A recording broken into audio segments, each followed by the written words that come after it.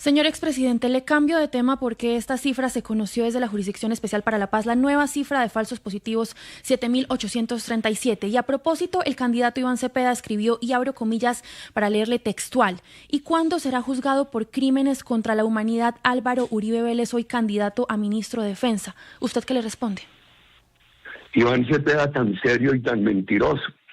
Es que la mentira no es solamente alterar la verdad, sino decirla completa.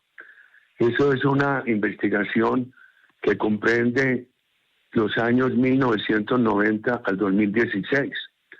Ahí hay 18 años de un periodo que no goberné. Segundo, vamos al gobierno mío.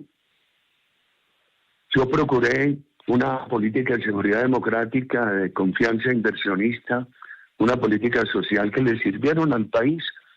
Seguramente cometí errores, el país no quedó perfecto, pero el país avanzó.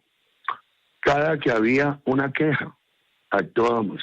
Una noche llegó el ministro de la Defensa con unos mandos militares, me presentó unos casos donde muchos altos militares podrían haber incurrido en descuidos de vigilancia de procedimientos que habrían facilitado violaciones de derechos humanos. Solamente un caso con probable responsabilidad penal, motu propio, sin que me lo dijeran, con dolor en el alma porque quiero a los soldados de Colombia, lo anuncié a las pocas horas que quedaban retirados de las Fuerzas Armadas.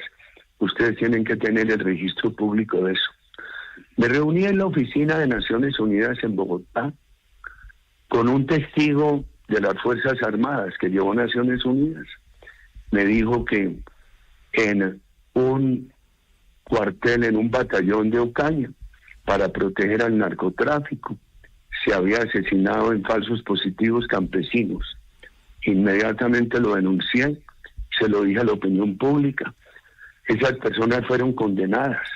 Alrededor de 600 personas de las Fuerzas Armadas, al final de mi gobierno, estaban, yo creo que ya había muchos presos, yo tomé todas las acciones. En los últimos 2 años, de acuerdo con la propia Oficina de Derechos Humanos de Naciones Unidas, con la delegada de Derechos Humanos, y lo confirmó Ginebra, ya no, se presentaron 4 quejas, y me dijeron sin fundamento. Y les dije yo, es que no se debería presentar una sola. Lo que yo le pregunto al doctor Iván Cepeda es por qué ha eludido su responsabilidad de trabajar con la FARC, que aparece muy clara en los computadores de Raúl Reyes. ¿Qué dice el doctor Iván Cepeda? Que en este gobierno, de acuerdo con medicina legal, han sido asesinados más de 21.000 jóvenes. ¿Qué dice el doctor Iván Cepeda? Que ayudó a llevar al Congreso de la República a asesinos, a violadores, a reclutadores de niños. ¿Qué dice el doctor Iván Cepeda? Que Colombia, en el último año de mi gobierno, llevó al mercado 150 toneladas de cocaína. Hace 2 años produjo 3.000, llevaron al mercado 2.100. ¿Qué dice el doctor Iván Cepeda? Que, por ejemplo, los trabajadores colombianos gozan hoy el salario mínimo de Petro y la reducción de la jornada de trabajo, que yo le pido a los colombianos que recuerden que ese fue mi último esfuerzo en el Senado. Pero los trabajadores hoy están perdiendo por los medicamentos, por la vivienda. No se ha vuelto a hacer en vivienda social, la destrucción de la salud, y el sector privado colombiano está paralizado, sin invertir y sin crear empleo. Y el doctor Iván Cepeda lo que propone es Estado, impuestos, impuestos. Por eso yo digo, es el camino de la cubanización de Colombia. Sí, expresidente Uribe, sobre el tema de los falsos positivos. Es que usted ha entregado esta versión, pero hay una frase que quedó para la historia. Esos muchachos no estarían cogiendo café. Y eso se conoció, y esa frase la pronuncia usted en el momento en que ya se hablaba de los falsos positivos y que ya había señalamientos de muertes de inocentes en el país. Y usted dijo que esos muchachos no estarían recogiendo café. Mire, primero había ocurrido otros hechos.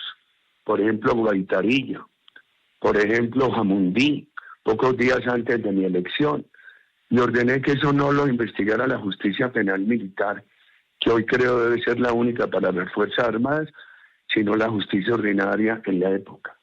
Siempre actué con la mayor severidad. Cuando vino la primera queja, que dijeron recién iniciado mi gobierno, que no se estaba dando de baja bandidos, sino asesinando campesinos, se tomó la decisión de que cuando hubiera una baja en un combate, las Fuerzas Armadas no movilizaran el cadáver, esperaran que llegara el cuerpo técnico de investigación de la Fiscalía. La frase que usted dice, la dije porque fue una información que recibí de la Fiscalía de la época. Me equivoqué. Muchas veces he dicho que fue una equivocación. También le voy a confesar otra. Yo quiero a los soldados y policías de Colombia. Cuando a uno le cuentan que alguien que uno quiere está haciendo mal, en principio uno no cree. A mí me daba mucha dificultad, y lo he repetido muchas veces, creer que los soldados y policías de Colombia hacían algo malo, queridos amigos. Un país que mejoró tanto en seguridad, que mejoró tanto en reducción de pobreza, que tuvo un Estado totalmente austero y que mejoró tanto el emprendimiento privado. Sí, no me quedó bien, pero hoy le sumo a través de la W las explicaciones y decir que eso no quedó bien, que fue una información que recibí de la Fiscalía en la época, y ya le conté algunas de las acciones anteriores a ese momento y otras posteriores. Señor expresidente, el presidente Petro ha dicho que usted fue a Ecuador a hablar mal de Colombia, a conspirar contra Colombia, y luego aparece una foto suya con el presidente Noboa. ¿Qué le dice usted a ese ciudadano que se encontró con esa foto suya y se preguntará, ¿el expresidente fue a defender a Colombia o fue a hablar mal de Colombia? A ver, amigos, yo primero lo he explicado en ese pequeño radioperiódico que yo tengo, que es un Twitter, pero me da mucho gusto y les agradezco que me permitan decirlo en la W. El presidente Petro ha mentido. Él y la canciller dijeron que yo había estado en el Palacio de Carondelet y que había convenido ese aumento de aranceles con el presidente Noboa. Creo que no voy al Palacio de Carondelet desde probablemente los años iniciales de mi presidencia. Segundo, la foto con el presidente Noboa. Después de muchos años de no ir a Ecuador, creo que en noviembre, diciembre del 24 regresé, invitado a unas reuniones con la comunidad, a conferencias, que yo las preparo con rigor, con mucho cuidado. Y yo había dejado ir a Ecuador porque nos tocó ese bombazo contra Reyes, donde se decomisaron esos computadores donde aparece claramente cómo Iván Cepeda colaboraba con la FARC. Computadores que no fueron alterados, que la Policía Internacional de París dijo que lo que había allí era genuino, que eso no se había alterado, queridos amigos.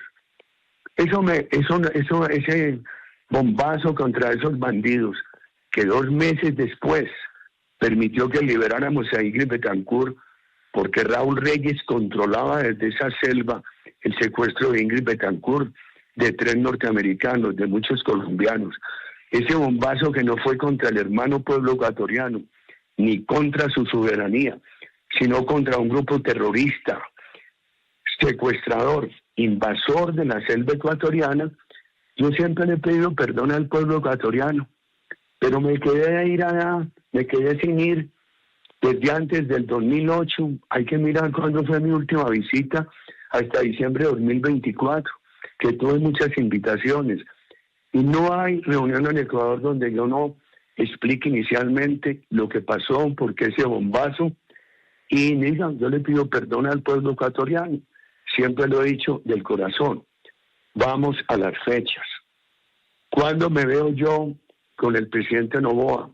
En diciembre del 24. ¿Dónde? En Guayaquil.